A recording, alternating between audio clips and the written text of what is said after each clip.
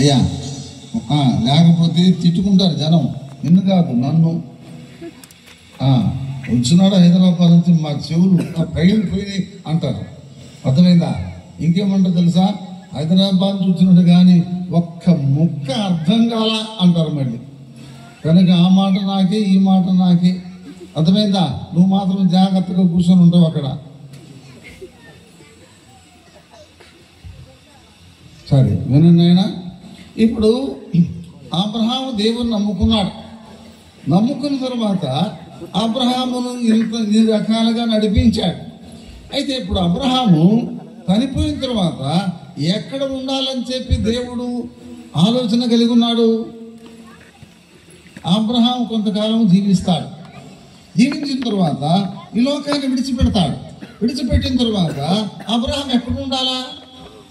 అబ్రహాము నా స్నేహితుడు, నాతో సహవాసం చేసిన వాడు, నన్ను నమ్ముకున్న వాడు, నా కొరకు అన్నదమ్ములను, తర్వాత నా కొరకు బంధువుల్ని, నా కొరకు సొంత వాళ్ళని విడిచిపెట్టాడు. నా కొరకు తన కుమారుడు కూడా అప్పగించడానికి ఇష్టపడ్డాడు. నన్ను ప్రేమించాడు, నా మాట విన్నాడు, నాకు భయపడ్డాడు. కాబట్టి అబ్రహాం కొరకు నేను ఒక శాశ్వతమైన స్థిరమైన యుగయుగాలు ఉండేటువంటి పట్టణాన్ని నేను సిద్ధం చేయాలనుకున్నాడు దేవుడు. మరి అబ్రహాముకి పట్టణం సిద్ధం చేస్తే అబ్రహాము సంతానాన్ని కూడా చేయాలి కదా. ఇప్పుడు మనమందరం అబ్రహాము సంతానం. ఇప్పుడు మనకు కూడా దేవుడు పట్టణం సిద్ధం చేయాలి కదా. ఒకరు అడిగాడు అబ్రహాం ఎవరిని? దేవుడిని. ప్రభువా, నా కొరకు నువ్వు సిద్ధం చేస్తున్నావు, నా బిడ్డల సంగతి ఏమిటి? వాళ్ళు ఎక్కడ ఉండాలా? నేను ఎక్కడ ఉండాలో, నా బిడ్డలు అక్కడ ఉండాలి కదా అని చెప్పి అడిగితే దేవుడు ఏం చెప్తాడు అబ్రహాము సమాధానం? అవును అబ్రహామా, నేను నీ కొరకు పట్టణం సిద్ధం చేస్తున్నాను.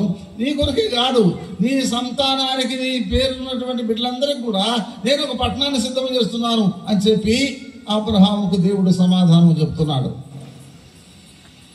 ఇప్పుడు ఈ రాత్రి అబ్రహాము కొరకు దేవుడు కట్టేటువంటి పట్టణాన్ని గురించి 10 విషయాలు మనం ధ్యానం చేయబోతున్నాం. ఏమిటి 10 విషయాలు? నెంబర్ 1, హెబ్రీ పత్రిక 11వ అధ్యాయం 10వ వచనం. హెబ్రీ 11:10. దేవుడు దేనికి శిల్పియు నిర్మాణకుడునై ఉన్నాడో ఆ పునాదులు గల పట్టణము కొరకు అబ్రహాము ఎదురు చూచుచుండెను. దేవుడు దేనికి శిల్పియు నిర్మాణకుడునై ఉన్నాడో ఆ పునాదులు గల పట్టణము కొరకు అబ్రహాము ఎదురు చూచుచుండెను. దేవుడు పరలోకానికి పరలోక పట్టణములో పునాదులతో అబ్రహాము కొరకు ఒక పట్టణాన్ని సిద్ధం చేస్తున్నాడు. ఇప్పుడు ఆ పునాదులు దేంతో వేస్తున్నాడు పరలోకములో అబ్రహాము కొరకు అనే సంగతి మనం ప్రకటన గ్రంథం 21వ అధ్యాయం చదువుదాం. ప్రకటన గ్రంథం 21వ అధ్యాయం. పరలోక పట్టణంలో దేవుడు దేనితో పునాదులు వేసి అబ్రహాము కొరకు ఒక పట్టణాన్ని సిద్ధం చేస్తున్నాడు అనే సంగతి చదువుదాం. ప్రకటన గ్రంథం 21వ అధ్యాయం 19వ వచనం. ఆ పట్టణపు ప్రాకారపు పునాదులు అమూల్యమైన నానావిధ రత్నములతో అలంకరింపబడి ఉండెను. దేంతో? వింటున్నారా?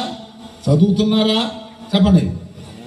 అబ్రహాము కొరకు దేవుడు కట్టే పునాదులు గల పట్టణానికి దేవుడు దేంతో పునాదులు వేస్తున్నాడు? నానావిధ రత్నములతో దేవుడు పునాది వేస్తున్నాడు. ఇటుకతో కాదు, మట్టితో కాదు, లేకపోతే